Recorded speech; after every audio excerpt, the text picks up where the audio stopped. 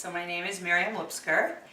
I am a Chabad Hasidic woman, which sometimes sounds scary to people because people don't usually have an accurate definition of what Hasidic means. It means that my religious identity, aside from being Jewish, is rooted in Hasidism, which is really, I would say the modern way of explaining that would be like the cup is half full philosophy. It's meant to permeate all the parts of our lives, meaning how I eat, how I sleep, how I love, how I talk, how I interact, how I do business, all those things and everything else that I missed out. How do I do those in a Jewish way? I'm Ashton Bettis. I work here at Bread Coffee House, which is just a campus ministry free coffee house at Emory.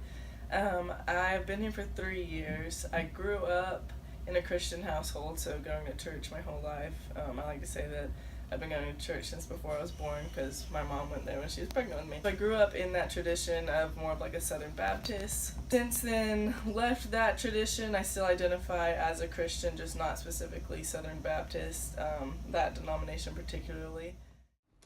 So my name is Nora, and I am in my 4th year in Islamic Civilization Studies here at Emory, and I focus my studies around the intersection between Islam and the environment in the Middle East.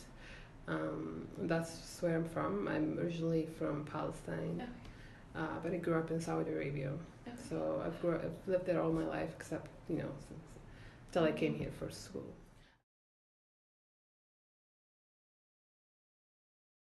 The Torah is pretty straightforward in that how I dress or how I eat or what I do in my personal and private life is my connection to my Creator. So what does God recommend is that we value and prioritize the internal and the inside life of a person more than the outside. There's definitely details in the Code of Jewish Law about what's considered modest. The idea is I'm not covering up to look frumpy or to look unattractive. That's not what Judaism has in mind. The idea is that I don't want you to be so distracted by my externals that you only see me for my externals. So part of the Southern Baptist tradition is that it is a lot more legalistic and conservative kind of. So dress very much was a thing that was emphasized. As a kid, we were just told like, you wear dresses below the knee, and you weren't told why, you were just told because that's proper. But as I got older, so like in youth groups, they would divide you into girls and guys, and the guys, well, they would actually talk about sex. The girls, they would talk to us about modesty.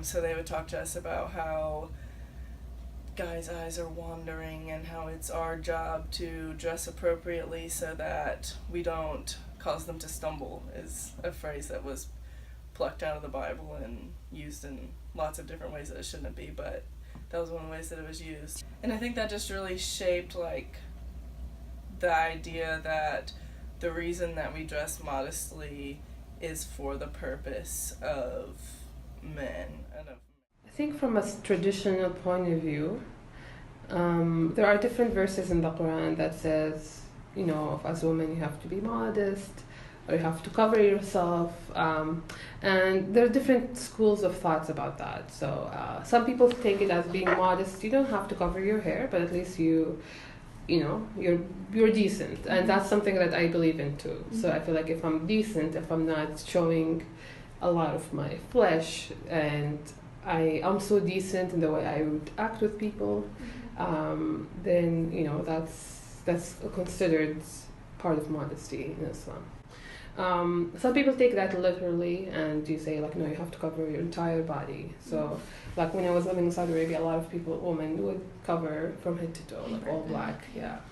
And they believe this is how they are responding to that verse. Like for example, if you go to conservative countries, a lot of people wear it even though they don't believe in it because of the culture.